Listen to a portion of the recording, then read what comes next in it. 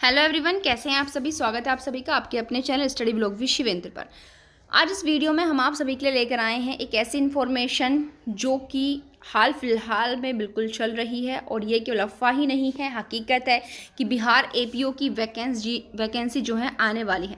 जी हाँ, बिहार एपीओ की वैकेंसी आने वाली है। 2024 के लास्ट तक आपको बिहार एपीओ की वैकेंसी जो है वो देखने के लिए मिल जाएंगी। बट यहाँ पर सबसे बड़ा मुद्दा जो है वो ये है कि अगर वैकेंसीज आ गई तो क्या आप फुल प्रिपेयर्ड हैं कि ठीक है वैकेंसी आ जाए, हम बिल्कुल तैयार हैं। Pre plus mains plus interview, क्योंकि ये जो एग्ज़ाम है ये 3 स्टेजेस पर होता है। पहले प्री आपको प्री क्वालिफाई करना होगा, उसके बाद आप दे सकते हैं मेंस, और मेंस क्वालिफाई करने के बाद आप देंगे इंटरव्यू। तो क्या आप इन तीनों स्टेज के लिए प्रिपेयर हैं, या फिर ये सोच रहे हैं कि ठीक है पहले नोटिफिकेशन आने दो उसके बाद प्रिपरेशन शुरू कर देंगे। तो ऐसी गलती मत कीजिएगा यदि आपको सिलेक्शन लेना है तो। वो कहते हैं ना कि कभी कभी दूसरों की गलतियों से भी सीखना चाहिए, क्योंकि अपनी गलतियों से सीखने में जो है उम्र निकल जाती है। तो आप सब लोगों के काम की बात यही है कि नोटिफिकेशन का इंतज़ार करने से पहले अगर आप लोग प्रिपरेशन में लग जाएं, ताकि नोटिफिकेशन आने पर आपको केवल revision and revision and revision ही करना पड़े। तो उसी के लिए आज हम आप सभी के लिए लेकर आए हैं यूपी यानी कि बिहार एपीओ के सिलेबस की क्या क्या सिलेबस है, कितने मार्क्स का यहाँ पर आता है। तो उससे पहले थोड़ी सी और इन्फॉर्मेशन हम आपको यहाँ पर दे दें कि बिहार एपीओ में जो है आपके यहाँ पर जो एज क्राइटेरिया है वो 21 से लेकर के 37 तक होता है, और यहाँ पर एज रिलैक्सेशन जो है वो अलग है, 3 ईयर या फिर 5 ईयर का जो भी होता है।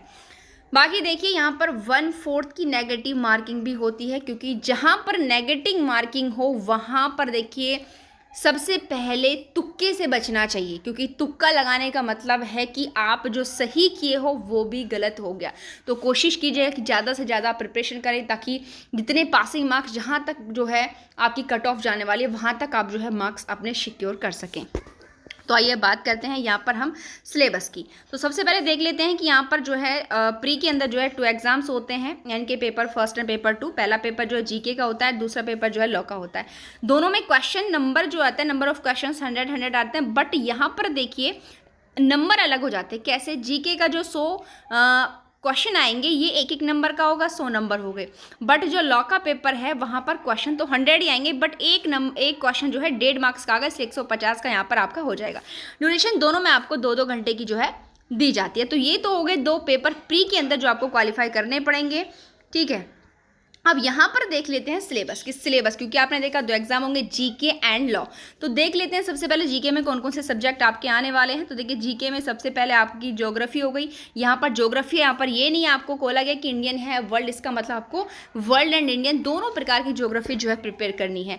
उसके बाद डेली यूजेस में जो साइंस यानी कि सामान्य विज्ञान, जो जनरल साइंस आप यूज़ करते हो, फिजिक्स केमिस्ट्री, वो सब चीज़ें यहाँ पर आएंगी, क्योंकि बिहार के एग्जाम में सबसे ज़्यादा जो एवरेज रहता है वो साइंस का रहता है, इसलिए अच्छे से साइंस प्रिपेयर कीजिएगा।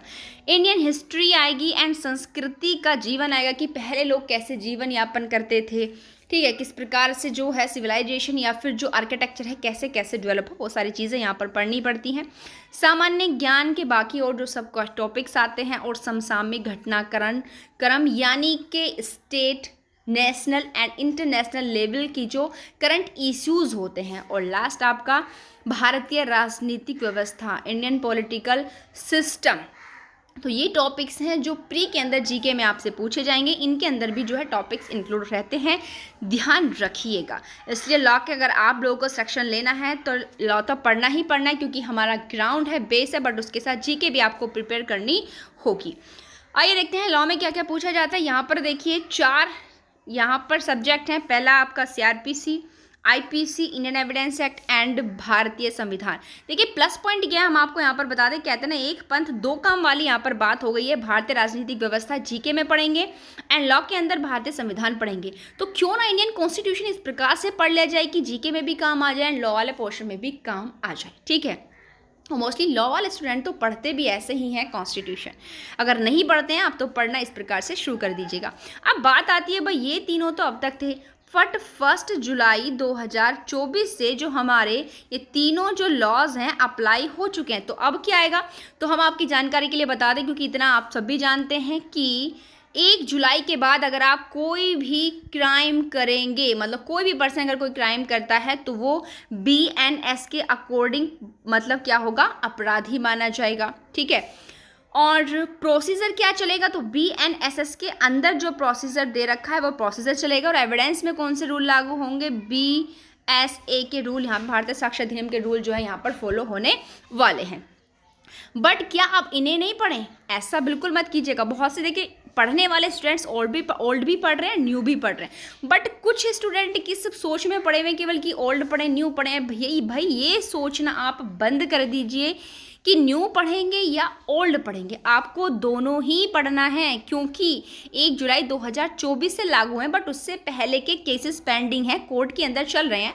आप जब APO बन के जाएंगे कोर्ट के अंदर तो आपको जो पुराने केसेस हैं वो भी हैंडल करने पड़ेंगे ना, उनकी भी प्रोसेसर अभी चल रही है, तो वहाँ वो चीज़ें भी आपके सामने आएंगे। और मोस्टली न्यू तो आपके सामने आने ही आने हैं, तो दोनों की प्रिपरेशन आप अपनी बरकरार रखिए, दोनों से वहाँ पर क्वेश्चन जो है पुटअप होने वाले हैं। तो ये तो था प्री का मैटर। आइए बात करते हैं मेंस की।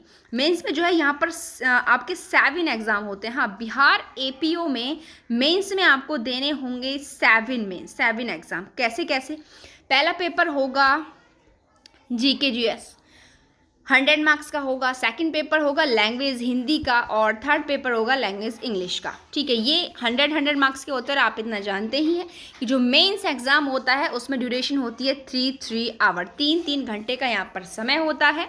ठीक, और यहाँ पर देखिए लैंग्वेज वाले पेपर में क्वालिफाई होना ज़रूरी है, इससे ज़्यादा की आवश्यकता नहीं, बट ये आपको पढ़ना होगा ताकि आप क्वालिफाइंग मार्क्स जो है यहाँ पर ला सकें। उसके बाद ये तो थे अलग चीज़ें। अब बात आते हैं अपने मेन सब्जेक्ट पर। तो यहाँ पर ये जो हमारे लॉ वाले सब्जेक्ट हैं ये 150 यानी कि 150 नंबर के आपको देखने के लिए मिलेंगे। ये तीनों पेपर आपके IPC, जिसके साथ आपको पढ़ना होगा BNS, और इसके साथ आपको पढ़ना होगा BSA भारतीय साक्ष्य अधिनियम, और इसके साथ आपको पढ़ना होगा BNSS। हाँ, ये तीनों 100 + 50 यानी कि 150 नंबर के आपको देखने के लिए मिलेंगे। उसके बाद अब आता है 7, इसमें अदर लॉज आते हैं। कौन कौन से होंगे वे नीचे हम बताएंगे जब आपको हम बताएंगे मेंस का सिलेबस। ठीक है, तो 7 यहाँ पर आपके होंगे मेंस के अंदर पेपर होने वाले हैं बिहार APO में। अब आते हैं मेंस के सिलेबस की तरफ। तो सबसे पहले GK में देख लेते हैं क्या क्या आएगा। इंटरनेशनल महत्व की सामयिक घटनाएं, अंतर्राष्ट्रीय महत्व की कि इंटरनेशनल लेवल पर क्या घटित हो रहा है, कम से कम 1 ईयर का ये आपको अपना पूरा कंप्लीट करना होगा। फिर उसके बाद नेशनल और जो सामान्य विज्ञान होता है वो प्रिपेयर करना होगा। भारत एवं बिहार का भूगोल। अब आप देखिए प्री के अंदर तो बिहार का ऐसा स्पेशली कुछ नहीं पूछा गया था, बट यहाँ पर मेंस में आप देखेंगे कि मेंस के अंदर आपको बिहार की ज्योग्राफी भी याद करनी होगी और बिहार का इतिहास भी आपको याद करना होगा।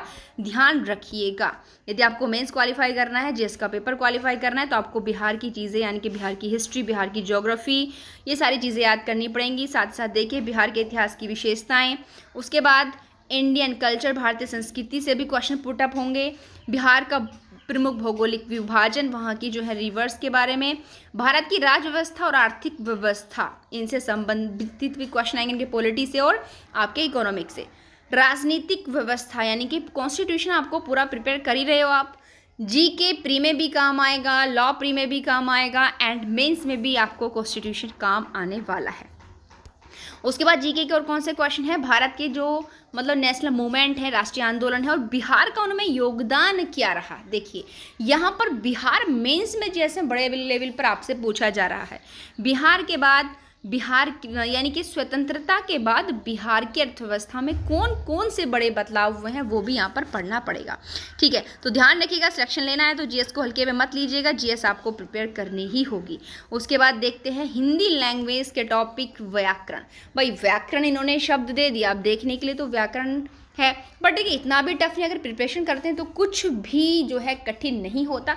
बट यहाँ पर व्याकरण में आपके वही आ जाते हैं, जैसे संधि हो गई, अलंकार हो गए, रस हो गए, तो वो सारी चीज़ें जो टॉपिक्स होते हैं व्याकरण ग्रामर वाले वो यहाँ पर इंक्लूड हैं। उसके बाद निबंध लेखन और वाक्य विन्यास। ठीक है, यहाँ पर ये चीज़ें जो हैं हिंदी में आती हैं।